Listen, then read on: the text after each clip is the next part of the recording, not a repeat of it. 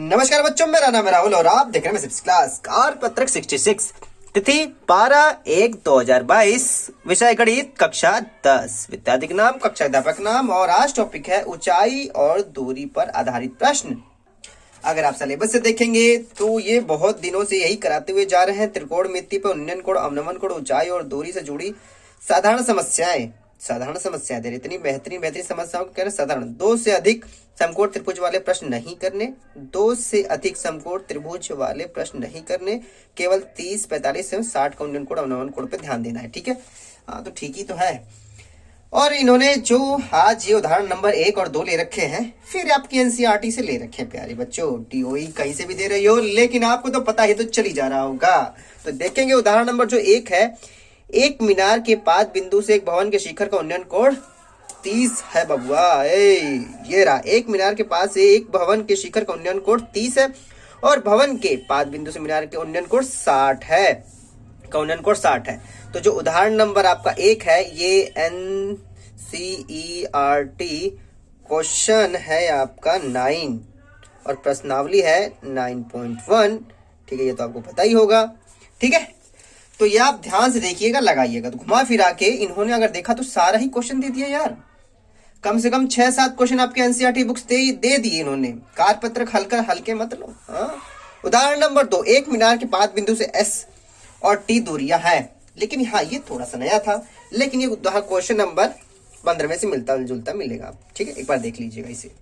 ठीक, यहाँ पे एक आदमी कार को 30 के अवनमन कोण पर देखता है और कुछ देर चलने के बाद, मतलब 6 सेकंड चलने के बाद अवनमन कोण 60 हो जाता है। 30 से देखते हैं, फिर 60 हो जाता है। बिंदु के पाद तक पहुंचने के कार द्वारा लिया गया समय ज्ञात करना है। तो यहाँ पे भी है, सिद्ध कीजिए कि मीनार की ऊंचाई रूट में ST है। तो सेम नहीं है, लेकिन उसी बेस पे लगाया गया है सिद्ध करने वाला। चलो छोड़ो, हम आते हैं अपने क्वेश्चन नंबर, प्यारे क्वेश्चन में। क्वेश्चन नंबर 1, 100 मीटर चौड़ी नदी के बीच एक छोटा सा द्वीप है और द्वीप पर एक लंबा पेड़ है। मतलब इतनी लंबी चौड़ी आपकी नदी है। ठीक है, लंबी चौड़ी भैया नदी है। नदी में क्या है? द्वीप है, एक द्वीप बना हुआ है यहाँ पे। PQ एक बिंदु एक दूसरे के विपरीत किनारे पर और पेड़ के साथ लाइन पर है। अगर पेड़ P और Q से पेड़ के शिखर के उन्नयन कोण क्रमशः 30 और 45 है, तो पेड़ की ऊंचाई ज्ञात कीजिए। इस टापू पे एक पेड़ है आपका। ठीक है, एक बिंदु P, एक बिंदु Q है। यहां से देख रहे हैं अलग अलग कोण बन रहा है। यहां से आप मान लो 30 बन रहा है, यहां से आपका 45 बन रहा है और इस पेड़ की ऊंचाई बतानी है आपको। ठीक है, सिंपल सा है। तो चलिए करना शुरू कर देते हैं। ये सवाल लगा 3 पेज में चला गया। ठीक है, कैलकुलेशन बड़ी कर दी मैंने, लेकिन छोटी से भी आप लगा सकते हैं। एक पेड़ है प्यारे बच्चों। ठीक है, एक नदी है जो आपकी 100 मीटर की है। ठीक है, एक पेड़ है, इसे टापू में है, टापू में पेड़ बना हुआ था। एक पॉइंट है P, एक पॉइंट है Q। एक पॉइंट से देख रहे हैं इसी पेड़ को तो उन्नयन कोण 30 का है, दूसरे पॉइंट से देख रहे हैं तो कोण 45 का है। ठीक है, अब ये 100 का है। जहां से पेड़ है, पेड़ के इतनी दूर को मैंने मान लिया X और इतनी दूर को मैंने मान लिया Y। ठीक है, यहाँ देखो, तो x प्लस y 100 मीटर, दोनों को जोड़ेंगे तो 100 मीटर आ जाएगा। और माना पेड़ की लंबाई RS, तो मैंने जो पेड़ की लंबाई को मैंने R और S नाम दे दिया। ठीक है, PQ दे रखा था, फिर मैंने RS ले लिया।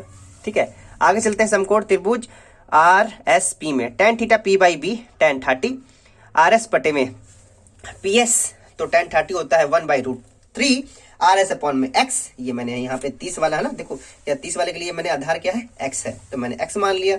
तो RS मल्टीप्लाई √3 क्रॉस मल्टीप्लाई इसका मल्टीप्लाई इससे, इसका मल्टीप्लाई इससे कर देंगे। एक में मल्टीप्लाई तो x का x आ जाएगा, तो RS यहाँ पे आ जाएगा x अपॉन में √3। ये समीकरण नंबर 1 मान लिया। RS बराबर आया कौन सा? RS। ठीक है, लेकिन यहाँ इसके साथ लेकिन x जुड़ा हुआ है।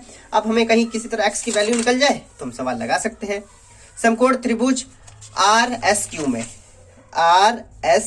में वही वाला है, tan थीटा बराबर RS बटे में SQ हो जाएगा, जहां पे बटे में y आ जाएगा आपकी बात।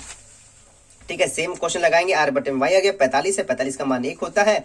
ठीक है, RS बराबर है y। समीकरण नंबर 2, समीकरण 1 व 2 से RS बराबर y। ठीक है, अब यहाँ पे देखो RS बराबर में, ठीक है, x अपॉन √3, दोनों RS बराबर है तो दोनों आमने सामने, ये दोनों चीजें बराबर होंगी, इसीलिए x अपॉन √3 बराबर y दोनों बराबर होंगी, क्योंकि दोनों का मान RS के बराबर था। तो RS लेफ्ट हैंड साइड अगर बराबर है तो राइट हैंड साइड ऑटोमेटिक बराबर होता है। और x प्लस वाई बराबर 100 जैसे हमें शुरू में पता था। अब यहाँ पे देखो y बराबर x अपॉन में √3, तो y बराबर ये यहाँ पे y का मान हमने रख दिया x अपॉन में √3 बराबर 100। यहाँ पे मल्टीप्लाई कर देंगे, दोनों का एलसीएम लेंगे, मल्टीप्लाएंगे √3x, यहाँ पे x अपॉन में √3 बराबर में 100। ठीक है, अब ऊपर करते हैं, दोनों में x कॉमन मिल रहा था, x कॉमन ले लिया, क्या बचा √3 प्लस 1 अपॉन में √3 बराबर में 100। अब यहाँ पे क्रॉस मल्टीप्लाई कर देंगे, ध्यान से देखेंगे। फिर हमने यहाँ पे इसको क्रॉस मल्टीप्लाई कर दिया, 100 उधर था, बाकी चीजें आगे यहाँ पे मल्टीप्लाई हो गई, नीचे वाली चीज ऊपर, ऊपर वाली चीज नीचे। 100 का 100, यहाँ पे इसका मैंने देखा परमेकरण भी कर देते हैं, परमेकरण यहाँ प्लस वाला है, माइनस माइनस से मल्टीप्लाई कर देंगे। 100 मैंने झंझट ना हो इस वजह से 100 को मैंने अलग निकाल लिया। आप कैलकुलेशन अलग अलग तरीके से कर सकते हैं, कोई दिक्कत की बात नहीं है, लेकिन आंसर सेम आना चाहिए। अब इसका मल्टीप्लाई इसके करेंगे, इससे मल्टीप्लाई इससे करेंगे, इससे करेंगे 3 हो जाएगा, इसमें करेंगे माइनस √3 हो जाएगा। एक ब्रैकेट में प्लस बी, एक ब्रैकेट में a² माइनस b²। 100 का 100 बाहर हो जाएगा, 3 का 3 माइनस √3 अपॉन में 3 माइनस 1। 100 का 100, यहाँ पे 3 माइनस √3 अपॉन में 2, 2 से काट देंगे, 2 पंजे 10, यहाँ पे आ जाएगा 50। 50 रूट में 3 माइनस 3। अब इधर मैंने मल्टीप्लाई नहीं किया, मैं सोचा ठीक है सवाल लगाते हैं, आगे देखो क्या आता है उस हिसाब से मल्टीप्लाई करेंगे। यहाँ पे समीकरण नंबर 1 बराबर RS बराबर में x अपॉन में √3, जैसे स्टार्टिंग में दिखाया गया था। देखो स्टार्टिंग में पहले ही आ रखा था हमारा, यहाँ पे RS, ये RS बराबर में x अपॉन में √3, तो यही वैल्यू मैंने वहां ले ली, क्योंकि मेरे पास अब x का वैल्यू आ गई है। यहाँ पे मैंने अब x की वैल्यू रख दी, x बराबर, ये तो x बराबर ही चल रहा है ना, ये आपका x बराबर ही चल रहा है, स्टार्टिंग से तो x बराबर ही चल रहा है। तो x बराबर आपका RS बराबर x अपॉन में √3, x की वैल्यू मैंने यहाँ रख दी। अब यहाँ पे देखो मुझे कहीं मल्टीप्लाई करने में गड़बड़ ना हो, ठीक है, इस वजह से मैंने इसका मल्टीप्लाई कर दिया। वैसे कॉमन लेके बराबर दूर रख के भी इसे कर सकते, कोई दिक्कत की बात नहीं है। अब मैंने कर दिया तो काटने से मैं क्या काटे, अब तो करेंगे 5 × 15 150, और यहाँ मल्टीप्लाई 50 √3 √3 का परमेकरण करेंगे √3। ठीक है, अब यहाँ देखें √3 से √3 करेंगे तो 3 आ जाएगा, और वहां पे 150 और ये 50 अब आपका हो जाएगा 3, क्योंकि √3 से √3 कट के 3 आ जाएगा। यहाँ 150 रूट में 3, और यहाँ 5 × 15 150 हो जाएगा। अब दोनों में कॉमन लेना आसान था, 150 दोनों में कॉमन लेंगे, √3 माइनस 1 अपॉन में 3 बचेगा। अब 3 से इसे काटना आसान था, 3 बचे 15, 50 रूट में 3 माइनस 1 मीटर, ये आपका आंसर हो जाएगा। ठीक है, ज्यादा मुश्किल नहीं है। ठीक है, आप जिस प्रकार से मैं आप दूसरी तरह से आ सकते हैं, कोई दिक्कत की बात नहीं है, दोनों सेम प्रोसीजर होगा। ठीक है, चलिए क्वेश्चन नंबर दूसरे पे आते हैं। एक पेड़ की ऊंचाई ज्ञात कीजिए जब यह पाया जाता है कि इसके आधार से क्षैतिज रेखा में 20 मीटर दूर चलने पर इसके शीर्ष के उन्नयन कोण 60 से 30 हो जाती है। आप ये कहोगे ये तो नया क्वेश्चन है, लेकिन प्यारे बच्चों मैं आपको जरूर से मैं दिखाना चाहता हूँ ये बुक का। अब कई बच्चे क्या होते हैं कि इतना पढ़ लेते हैं कि बुक का सेम टू सेम क्वेश्चन को पता होना चाहिए, लेकिन अगर थोड़ा सा चेंज हो जाता है वो कहते हैं क्या हो गया ये। तो कोई यहाँ पे एक नहर, अभी नहर वाला आपको दिमाग में होगा नहर, लेकिन कॉन्सेप्ट क्लियर होगा तो कोई दिक्कत नहीं आएगी। ये उदाहरण नंबर क्वेश्चन नंबर जो 2 है वो 11 ही है। देखो कितने सारे क्वेश्चन आके आपके एनसीईआरटी से।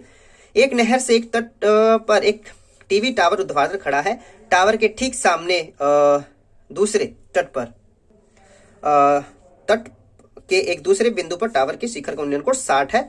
इसी तट से पर इस बिंदु से 20 मीटर दूरी और इस बिंदु को मीनार से पास से मिलाने वाली रेखा पर स्थित एक अन्य बिंदु से टावर का उन्नयन कोण 30 है। ठीक है, टावर की ऊंचाई ज्ञात कीजिए। देखो इस प्रकार दिया, एक टावर से दूर 20 मीटर की स्थित बिंदु से देखें तो ये 30 होता है, ये 20 है, 20 मीटर चलने पर एक बिंदु से। तो घुमा फिरा के ये क्वेश्चन वही दिया गया है बच्चों। अगर हमें लग रहा है चेंज है, एक पेड़ की ऊंचाई ज्ञात कीजिए यह पाया जाता है कि इसके आधार से क्षैतिज रेखा में 20 मीटर दूर चलने पर, 20 मीटर दूर एक बिंदु पर, चेंज वही, क्वेश्चन वही है। क्वेश्चन नंबर ये 11 ही है प्यारे बच्चों। ठीक है, तो उम्मीद है चीजें आपको मैं अच्छे समझा पा रहा हूँ। जरूरी नहीं कि आप टेप पे हुए करते रहें, लेकिन मैं सीबीएसई क्लास तो ये भी पता हुआ है, जो आपके पास एक पेड़ है वो 60 से कोण बना रही है, अरे फिर 30 से कोण बना रही है। 30 से कोण मतलब 20 मिनट चलने पर फिर 30 का कोण बन रहा है। मैंने इतनी दूरी को मान लिया x, और ये 20 है ही पहले से, और आपको पेड़ की ऊंचाई बतानी है। आपको पेड़ की ऊंचाई AB बतानी है, माना पेड़ की ऊंचाई AB, समकोण त्रिभुज ABC में देखो ये नहीं पता x की वैल्यू, अगर x पता चल जाए तो ये भी बता सकते हैं हम।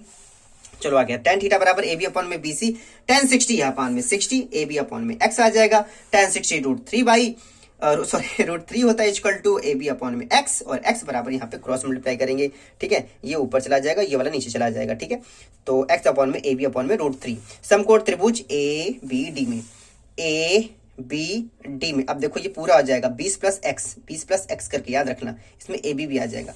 यहाँ से एक्स की वैल्यू में पता चल गई है, देख रहे हो ए बी के फॉर्म में। ए बी समकोण त्रिभुज एबीडी में tan theta equal to P by B होता है, tan 30 हो जाएगा ए बी अपॉन में बी डी।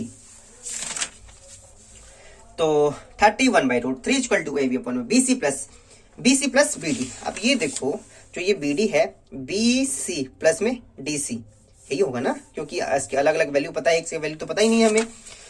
तो एम अपॉन में √3 प्लस में ए बी अपॉन में एक्स प्लस 20 हो जाएगा 1 अपॉन में √3 equal to A B upon में एक्स की वैल्यू देखो ए बी √3 थी प्लस 20 का 20, क्रॉस मल्टीप्लाई कर देते हैं, इसका मल्टीप्लाई इसमें करेंगे, ए बी पूरे में √3 हो जाएगा, किसी चीज में एक से मल्टीप्लाई करने पर वही होता है, ए बी अपॉन में √3 प्लस 20 हो जाएगा, ए बी √3 हो जाएगा, ए बी अपॉन √3 है तो ये प्लस वाला इधर आके माइनस में आ जाएगा, ठीक है, बराबर में 20 हो जाएगा, दोनों का एलसीएम लेंगे √3 आ जाएगा, मल्टीप्लाई करेंगे रूट से रूट कट जाएगा, 3ab माइनस ए बी हो जाएगा, दोनों में ए बी कॉमन है, ए बी कॉमन ले लूंगा, 3 माइनस 1 बच जाएगा, √3 का 3 आ जाएगा बराबर में 20, 3 में से 1 जाएगा 2, रूट में 3 यहाँ पे आपका 2/√3 उधर जाएगा 3/√2 हो जाएगा, ठीक है, ये इधर काट देंगे, 2 कम 2 दाई 20, तो ए बी अपॉन में आपका 10 रूट में 3 मीटर, आंसर ये आपका हो जाएगा, ठीक है। काफी सिंपल सा क्वेश्चन था आपका, ठीक है, तो एक बार चित्र देख लो अच्छे से, ठीक। उम्मीद है चीजें आपको समझ में तो आ रही होंगी। घुमा फिरा कर जो डीओई आपकी वर्कशीट दे रही है 90% क्वेश्चन आपके एनसीईआरटी से उठाए गए हैं, ठीक है, देख लो कौन से क्वेश्चन नंबर 9 उठाया गया है। इसके बाद की अगर बात करो, इसके नीचे ही मैंने लगा रखा है एनसीईआरटी क्वेश्चन नंबर 12, देख लो। अब देखो क्वेश्चन 11, क्वेश्चन 12 और 13 और ये देखो क्वेश्चन नंबर 9 और ये 7, ठीक है, तो प्यारे बच्चों और भी होगा, ठीक है, और ये देखो 10, 12, ठीक है। कहने का मतलब इन्होंने जहां तक मुझे लगा सारे क्वेश्चन उठा लिए यार, ठीक है। तो माई सीबीएसई क्लास की इस वीडियो देखने धन्यवाद। उम्मीद है कुछ न कुछ नया जानने के लिए मिला होगा। तब तक लिए जय हिंद, जय भारत।